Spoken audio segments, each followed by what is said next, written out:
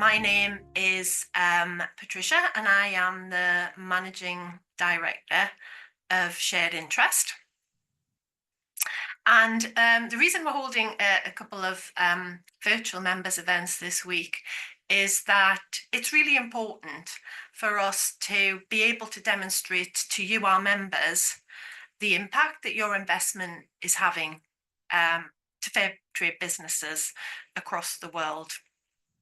And so every year we carry out two what we call longitudinal case studies on two of our customers, looking at a 5-year period to see the impact that our finance has had on those businesses. Today we're going to hear about a Fairtrade cocoa customer in Ivory Coast. And first we're going to hear from Kwami, who is our customer representative in West Africa, based in Ghana. He's going to give us a general overview of the region.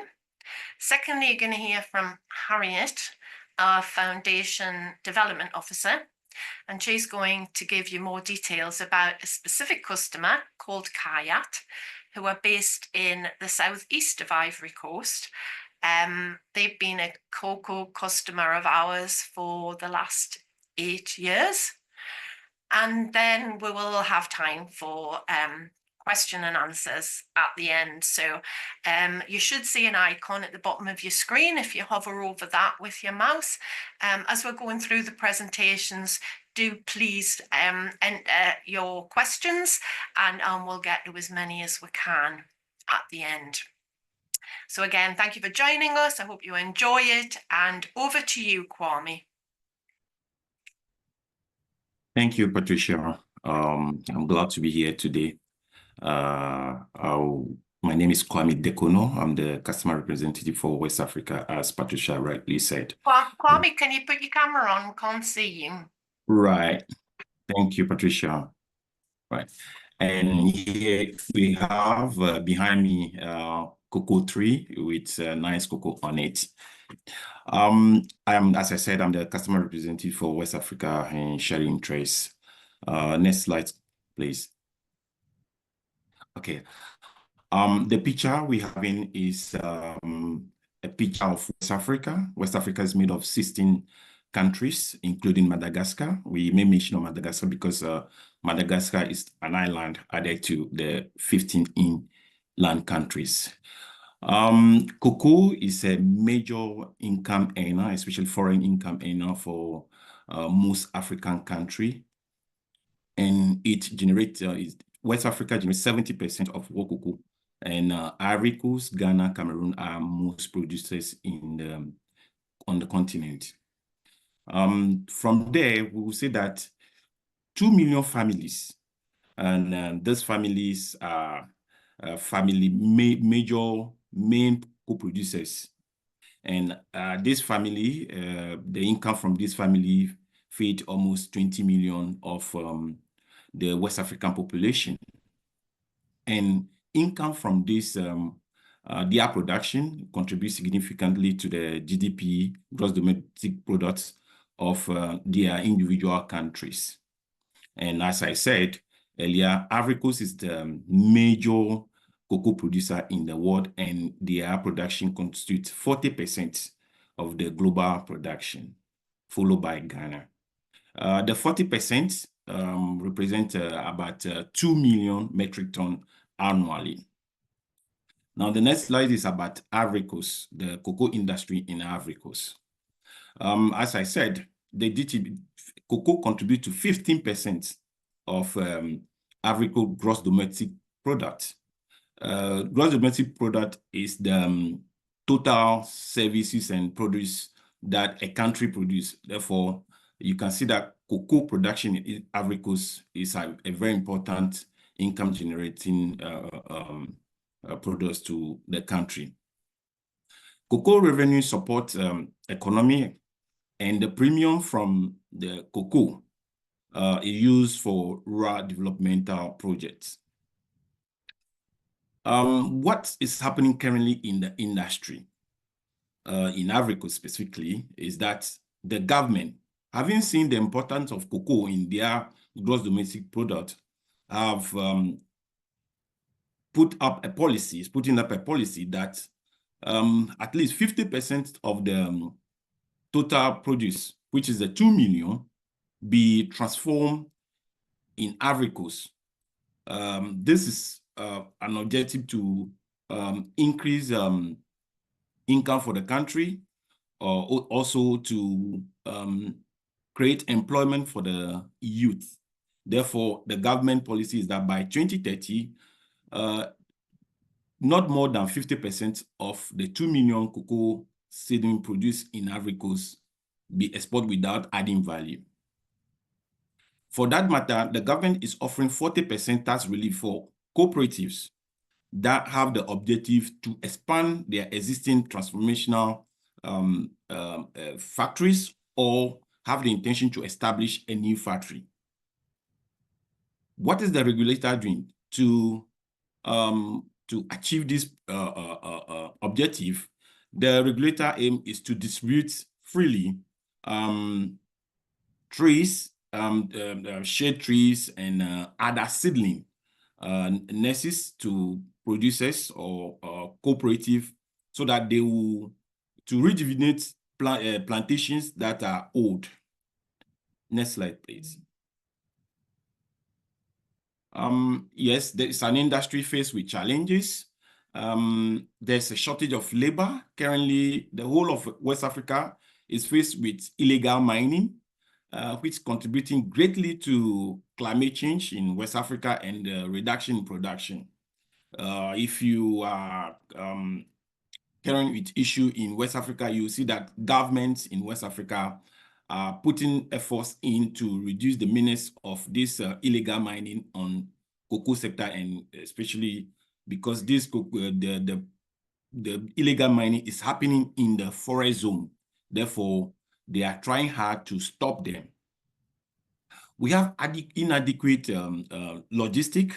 We remember since 2020, we are all faced with increasing cost of containers, and even in some extent, there's no container to ship seedling. Logistic, again, we'll talk about tractors to convey the produce from the hinterland to the harbor. Bad road infrastructure, as I said, is linked to the lack of logistics, because the roads in these communities are so bad, and for that matter, you need strong vehicle to enable you go there to convey the produce to the harbor or the main warehouse. We experience government restriction because the industry is regulated. This year, around January to March, producers could not export their produce because government put in a ban on export of cocoa bean to enable them feed their local transformation factories or plants. Therefore, that has been a constraint which caused some of the producers or the regulator to cancel some of the contracts which were given to producers. One major issue that most producers are confronted currently is the cost of compliance to the European Union regulation on deforestation. Most of the producers are asking, now, we want to comply, but who bear the cost? Because you need to get a software, you need to employ people to map the farms, and during export, you need to get people to ascertain if the produce we have does not fall within the deforestation zone or comply with the regulation. The producers are asking who bear the cost of all these activities, and this is one major question that comes to us more often. Next slide, please. Ongoing shortage. We experienced shortage, as I said earlier, from January. It started from December, and this year, despite that, during our insurance interests, we have annual conversation with our producers. During our conversation, we have a hope that this year will be the season 2024-25 will be better than the previous 2024, but the information we are receiving on the ground is still sending a signal that it may not be totally out of the shortage. Therefore, what are the factors that are affecting this, that are causing this shortage? Factors include rainfall patterns and increase in temperature have had a significant impact upon the cocoa production in our region. Ivory Coast, for instance, and Ghana experienced an acute shortage. As I said, January to December to March this year, we experienced up to 500 or 50,000, which represent 20% of total production. And currently, Ghana has canceled some of the forward sales of cocoa, and they are still struggling to obtain facility to. In Ghana, the system is not like Ivory Coast. Ghana is only the government that export, whilst Ivory Coast individuals are allowed to export. Therefore, government is struggling to obtain facility to undertake this exercise in Ghana, whilst Ivory Coast, we are strongly working over there. The shortage has resulted in a price increase. As we all are aware, is supply and demand issue. When there's a shortage, we expect the price to go up. Therefore, the price as at March exceeded 10,000 USD, and currently it has come down a bit, but we are yet to go into the main cocoa season just this October. So we are hoping that the price will be stable to enable producers to earn their income, and then for the industry to progress. Next slide, please. Factors affecting production. Earlier on, though these are also challenges, but these are challenges that affect directly the producer. Swallowing shoot, which is a disease that affects the trees. When it happens, when a swallowing shoot affects the farm, the only thing that the producer have to do is to cut down the tree, and which constitutes a loss to the producer. Climate change, changing rain pattern. We normally experience rain from June to October, and October we not major, but this year, even in June, July, we did not experience the rain on the farm. So we are hoping that despite these challenges, we'll have better results this year compared to last year. Aging cocoa trees, that's the one objective for the Ivorian government, to distribute free nursing cocoa trees to producers to enable them rejuvenate their plantation. Inflation, which is common to all of us. We experience increase in consumable, so inputs and farm treatment services has become more expensive, which is taking away major income from producers. Next slide, please. This is just to give you a picture of how good season and bad season look like. The picture on my left is when the season are good. And last year, for instance, as at between January to March, this is how the farm were looking like. On average, a cocoa tree bear in between, I may say 40 to 70 pots in good weather and when it's well treated. But look at what's happening when the weather is not good, when you did not receive enough rain, the sun, you did not plant shade trees into your farm. This is how it look like. Thank you. Next slide, please. And what is the cooperative doing? Because let's not forget that the cooperative receive premium to enable them undertake developmental projects and support producers. Therefore, this cooperative are taking the following measures to avert or reduce the impact of the climate change or the hardship on producers. They freely distribute fertilizer to producers to boost production. They distribute free shade trees, and they provide the financial support to farmers, because some of the farmers, when things is happening like this, that we did not have enough harvest, they fall on the cooperative to receive advances to sustain their family. Therefore, the cooperative are there to support this, and then sometimes even pay their school fees and then hospital bills. In addition of that, they distribute premium because the premium, most cooperative have premium utilization plan. Therefore, part is reserved for distribution and part is for social activities. Thank you. Next slide, please. And I'll say thank you and merci beaucoup. Any question is welcome. Thank you. Thank you, Kwami, for that great insight into the cocoa sector in Ivory Coast and talking about some of the challenges and the realities on the ground. So now I'm pleased to share with you the story of Kayat. So Kayat are a cocoa cooperative based in Ivory Coast, and they have been in receipt of finance from shared interest since 2016.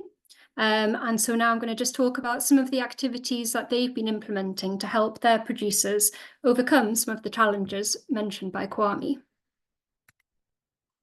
So Kayat are a cocoa cooperative. They also produce coffee and cashew, although cocoa is their primary commodity.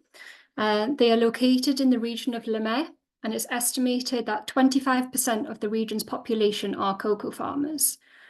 They were founded in 2010 by a group of farmers whose aim was to bring cocoa farmers together and address the region's economic challenges whilst advancing sustainable agriculture and increasing farmers' incomes. They started off with 283 members and they now have over 3,800. They're a very well-organised and well-structured cooperative. They have 50 collection points whereby the cocoa farmers deposit their cocoa beans. They have 22 collection trucks and 8 export trucks. In 2012, they were certified Fairtrade, and in 2013, they received certification from Rainforest Alliance. In 2018, Kayat were awarded the Best Fairtrade Impact Award at the Fairtrade Africa Convention. So according to the Fairtrade Foundation, only 25% of women cocoa farmers in Ivory Coast own their own land. However, women make up 2/3 of the labour force. So Kayat is one of the few women-led organisations in Ivory Coast. Awa Traoré has been the Director General since 2017, and she's been instrumental in the growth of the organisation. Awa is also a graduate of Fairtrade Africa's Women's School of Leadership, which was established to support more women to take on leadership roles. And in 2024, so just actually last month, Awa received the Excellence Award for the Best Civil Cooperative Society for Perennial and Export Crops.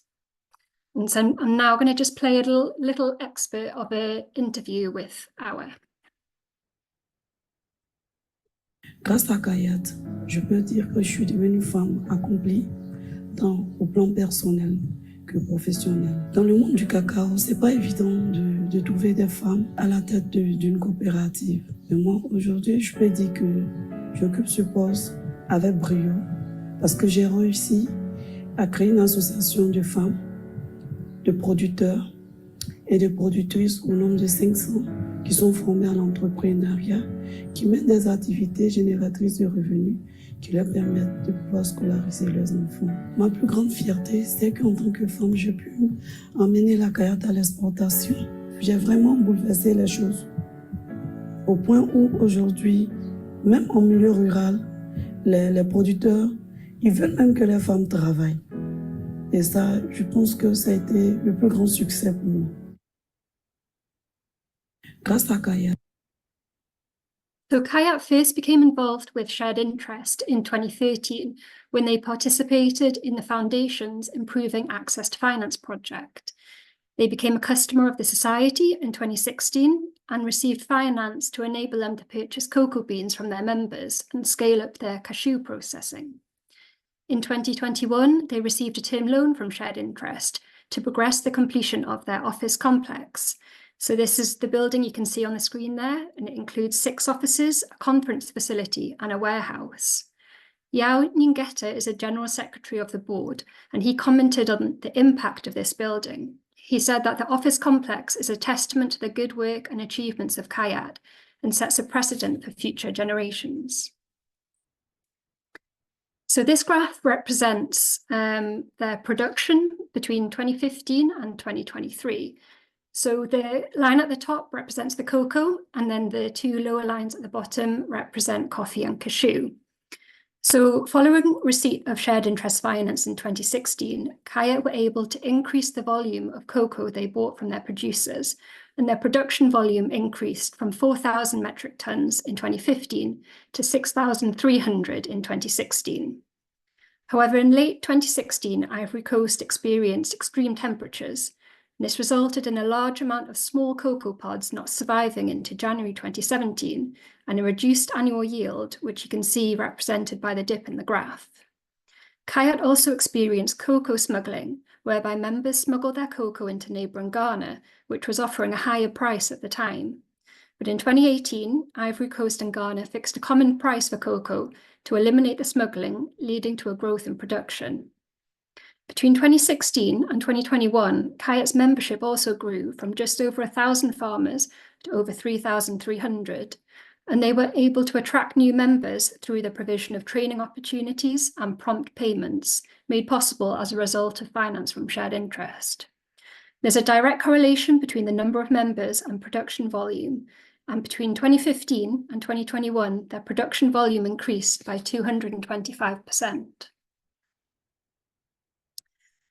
So in the early days of operation between 2010 and 2016, Kayat sold their cocoa locally. In 2017, they were certified by the regulatory body called the Conseil de Café Cocoa, the CCC, and they received an export certification, enabling them to enter the international market and secure international contracts. So although securing this license has increased opportunities available to Kayat, they also commented how the increase in cooperatives securing licenses has resulted in international buyers sometimes splitting contracts across a number of organisations, reducing the value of sales. To navigate around this, many cooperatives are now working to establish factories for the semi-processing of cocoa into butter for export. This is preferred by buyers as the export cost is less, and encouraged by the Ivorian government as the semi-processing factories provide additional employment opportunities. So we're now just going to hear an interview with Aboudraman Traoré. So he is the Sustainability and Export Manager at Kayat. À Kayat, ici, en tant que responsable durabilité, j'ai la charge de pouvoir superviser l'administrateur de groupe qui est en charge de pouvoir permettre à la coopérative d'être correcte vis-à-vis de la norme. Aujourd'hui, je suis très fier de faire partie de l'équipe de Kayat parce que Kayat a apporté beaucoup de choses dans ma vie. D'abord, il y a le sens de la responsabilité. Aujourd'hui, je m'épanouis financièrement grâce à Kayat parce que j'ai un travail stable. Ça fait aujourd'hui plus de 4 années que je suis à Kayat. Ma plus grande fierté est que, au départ, 4 ans en arrière, on n'avait que 3000 tonnes en tant que volume à exporter. Aujourd'hui, sommes à 6000 tonnes aujourd'hui de fèves exportées. Et on ne va pas s'arrêter là parce que l'objectif il est encore plus grand que cela. On a un objectif de 20 000 tonnes d'ici 2030. En une phrase, je dirais à tout jeune d'être persévérant, ne pas gâcher la chance qu'on leur offre parce que la chance peut se présenter qu'une seule fois. À Kayat ici. So that was an overview on Kayat's business. So now I want to look at some of the social impact and community development initiatives that Kayat have been implementing. So the prevention of child labour, promoting education and child protection has been a core focus of Kayat since its inception. In 2016, they established the Child Labour Monitoring and Remediation System. They recruited 30 community outreach workers to provide sensitisation training to 50 communities surrounding Kayat, reaching over 1,400 households a year. They also distributed school kits, refurbished 4 schools, and distributed school loans of over £50,000 to support the schooling of 200 children. And then the images on the screen there show a refurbished hospital and maternity ward, which was also financed by Kayat. In 2015, they established their Women's Association. And this is to support their female cocoa farmers together with the wives of their male farmers to establish and manage economic development projects. Over 500 women are now part of this group, and so some of their projects include vegetable production, the processing of cocoa into products including biscuits and juice, and a poultry project, which was established in 2017. So this is where the women can earn additional income through the sale of eggs, and the chickens also provide a source of natural fertilizer, supporting the production of organic coffee. They also have a community-level savings scheme, which they have called l'Avec. So now we will hear from Racine. So Racine is the General Secretary of Kayat's Women's Group. She's also a nursery attendant and a cocoa farmer. Chaque matin, au plus tard à 5 heures, je suis sur mon site de la pépinière. En dehors de la pépinière, je fais la transformation du chocolat. Après ça aussi, je peux dire c'est la femme. La femme, nous sommes des femmes du groupement de l'association et il y a 25 femmes qui s'occupent. Mais moi, je me mets aussi parmi ces 25 femmes.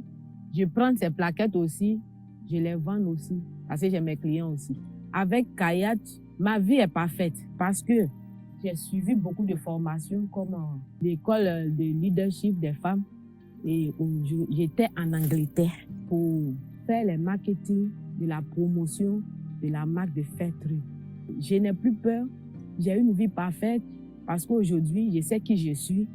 Sans Kayat, je suis rien. Parce que c'est grâce à Kayat que j'ai su ces formations de défense. Aujourd'hui, j'arrive à m'exprimer. Ça m'a beaucoup développé et ça continue de me développer. Aujourd'hui, avec tous ces genres d'activités que je mène, j'ai réussi aussi à faire partie de mes enfants à l'école. Souvent, quand moi, je me vois dans ma vidéo ancienne et puis maintenant, je sens que vraiment, j'ai l'impact beaucoup.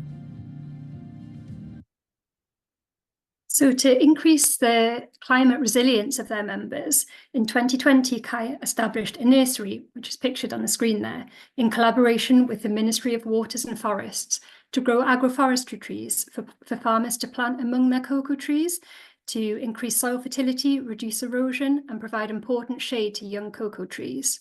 In 2022, they grew over 65,000 trees in this nursery.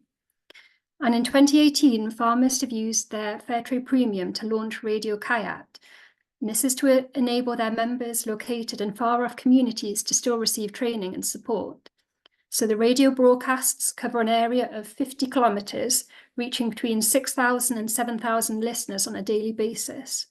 In addition to discussing cocoa production, the station also discusses important social topics such as child labour.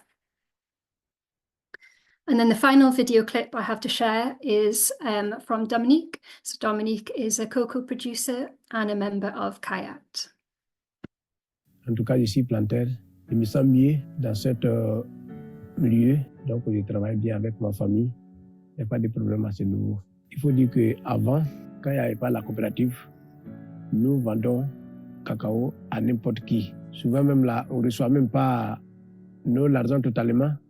Mais avec la coopérative Kayat, vraiment, nous recevons notre argent et puis en dehors de ça, on a la prime et puis on a des actions sociales aussi. Cet argent, ça me permet d'occuper ma petite famille, scolariser mes enfants, faire mes besoins, faire de mes réalisations. Bon, mes réalisations, j'ai des constructions et puis j'ai d'autres projets encore en cours. Oui, je suis fier de ma vie en tant que je suis producteur, puisque avant ma vie n'était pas comme ça. Mais grâce à ce que je suis en train de faire comme producteur, j'ai beaucoup de revenus. Donc, ça a changé ma vie.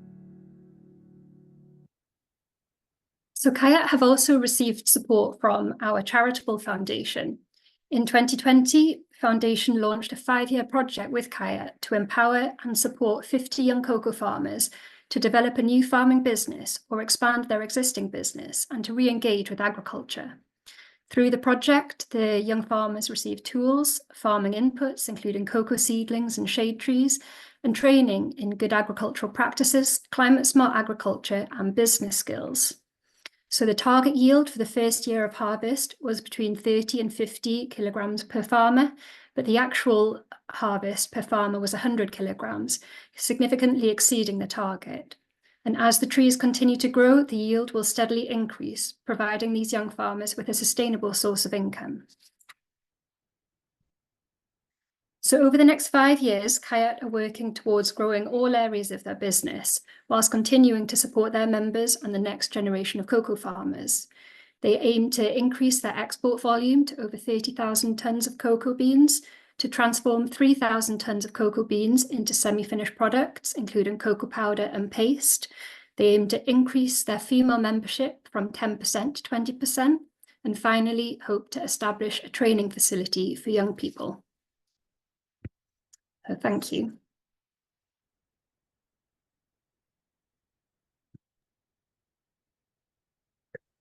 Thank you for that, Harriet and Kwami. Maybe, yeah, stop sharing your screen. Kwami, would you like to come back? Thank you. So thank you for the questions that you have posted so far. Hope you found that interesting. Do please continue to post questions, but we'll start with the ones we've received so far. So one of the questions is, how is climate change affecting your business? So I'm assuming that is directed at shared interests business. You've heard a little bit about how it's affecting Kayat and the region that Kwami is based in. So in terms of how it's affecting us at shared interest, I mean, climate change, we do see it as the biggest threat facing all of the farmers and artisans that we currently work with today. So it's a key risk for our lending. Unpredictable rainfall, as you've heard, increased temperatures. These are affecting the quality and the quantity of yields. It also leads to increased pests and diseases, and it reduces the soil fertility. So ultimately, that results in the customers and the members of the cooperatives we work with earning less income, which is a real concern for everyone. And that means that they really need to start to change their farming techniques and adapt to the changing conditions that they're all facing.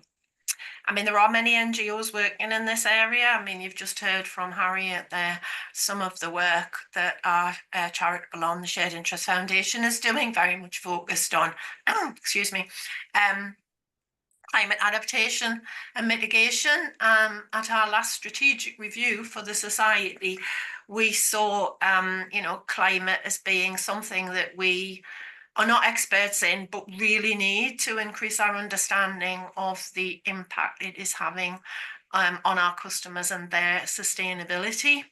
And so we have been gradually looking to build strategic partnerships with organisations that can help us understand how we can support the customers better by possibly providing finance for some of the mitigation and adaptation that they need to carry out on their farms.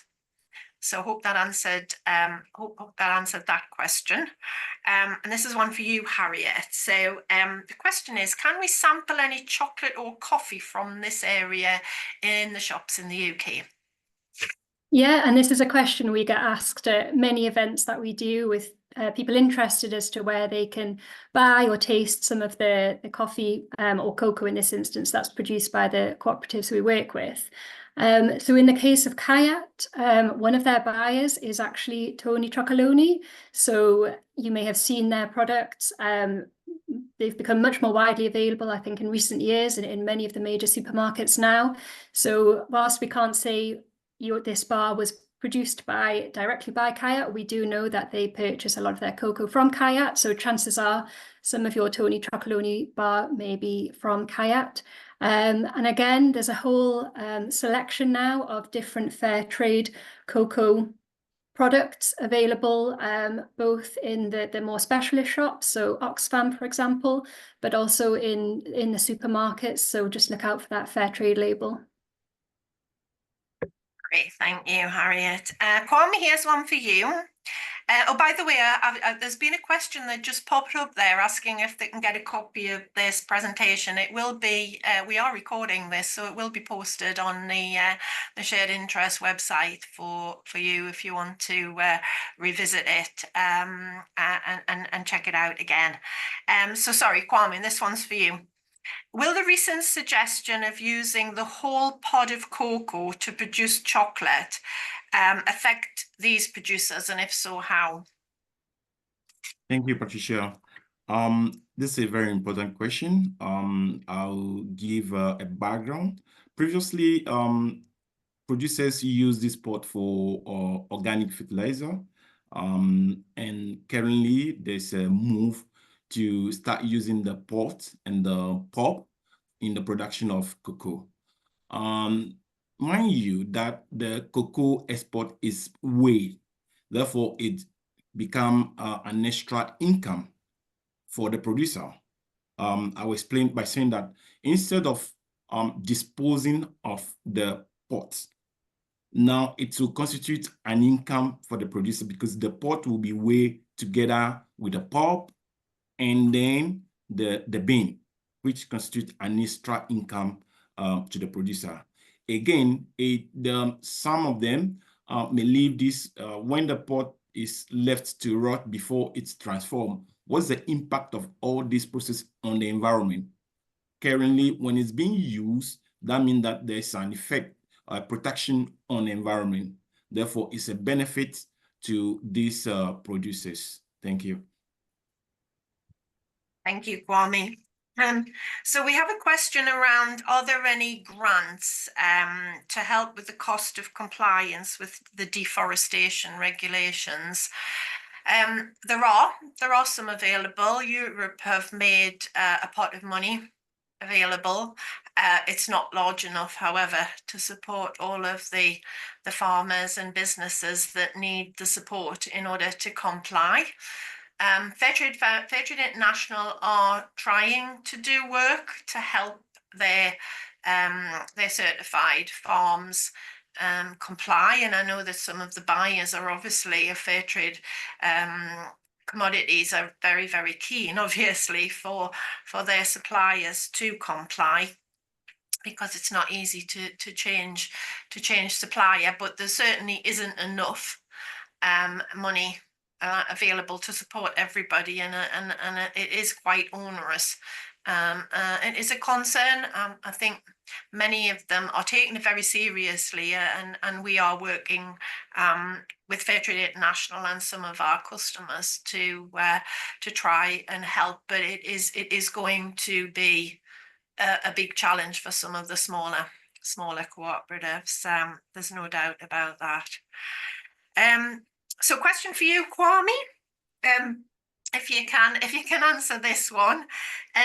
What amount of rain / sunshine is the optimum? And a second part of the question is, how are the cocoa plants pollinated? Is it through insects? And how does the rainfall potentially impact the pollination of the product? So can I ask you to answer that one? I'll try, Patricia. Thank you very much. As we all are aware, cocoa tree is a sensitive tree. Whilst we reside in a tropical environment where we have a temperature as high as 30 degrees Celsius sometimes. Therefore, being a sensitive tree, cocoa tree need average between 30 to 50% of this heat. It's too much heat is not good for a cocoa tree. That is why it's required from the farmer to plant in a shade tree to protect the tree from direct absorption of the sunshine, and also we are link it with the rain. The rain, approximately 3 months of rain, but 1.2 to 2.5 millimeters of rain is enough for a cocoa tree to produce good fruit. Now, the gestation, the pollination, the tree, the flowers come by itself from the tree. If you see behind me, you can see that there's some flowers on the tree. It's not by an insect, or it's the tree that produced the flower by itself, and then the pot from there. Thank you. Thanks, Kwami. Fred, I'm coming to you again. So lots of questions about this particular co-op. So if there's only one main season for harvesting in the Ivory Coast, when is it?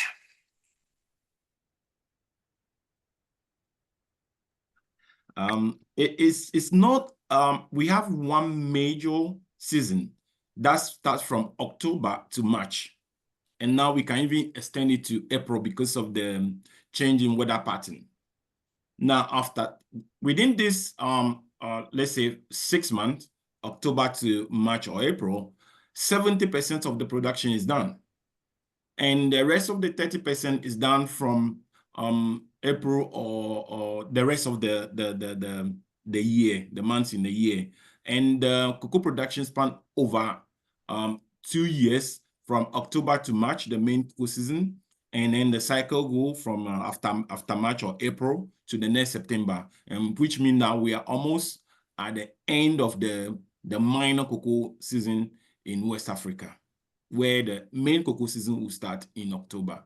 And it's at that time the price of cocoa is announced in regulated markets on 1st October, for instance, in Ivory Coast. Ghana has already announced its price, I think last week. Thank you. Thank you, Kwami. Harriet, maybe you can take this one. So it's a question about what is the difference, I think, and what is the advantage really of producers if their cocoa is certified by Fairtrade or another certifying body. So really one of the benefits that we've seen through Kaya and through a number of our customers that we've worked with through the Fairtrade certification is the Fairtrade premium. And the example of the kind of social projects that I gave in this update is just a handful really of some of the benefits that premium has had on communities. So we've seen the premium be able to support education projects, put water into communities, provide solar power, and provide really that extra income that the producers need to be able to meet the gaps between each cocoa season. So really that's why for us the Fairtrade certification is really the gold standard, and that was actually a quote that came from one of the gentlemen that I spoke with during the study, where he really said that for them, for Kayat, Fairtrade was the gold standard in certification. And so we know that a lot of the other certifications have different kind of focus areas. But for us, we see the Fairtrade as really being key to help producers to bridge that gap between the income and the income that they earn from their sales, and then getting that Fairtrade bonus to help them really support their communities and their families. Great, thank you, Harriet. And so this is unfortunately our last question because we're out of time. It's about how easy is it for co-ops to get machinery and technology for processing locally. I think, you know, adding value locally is really important. Shared Interest provides loans for, you know, purchasing machinery. Technology is more difficult, I think, but that's, you know, our charitable arm, the Shared Interest Foundation, is working to help on projects around that. So there is finance available. It all depends on obviously the co-op and how strong they are and whether they can actually afford it. But yeah, you know, moving added value to source is really important for all of the organizations we work with. So if we haven't answered your question, we will try to send you an answer. after this. As I said, this will be available for you to revisit if you want to watch some of the presentations again. Huge thank you to Kwami and Harriet for their input, and for you for joining us today. Hopefully we can see you at the end of the week, where we have another members event on Friday, where we will be visiting a honey cooperative in Mexico. So thank you for joining us, and bye for now.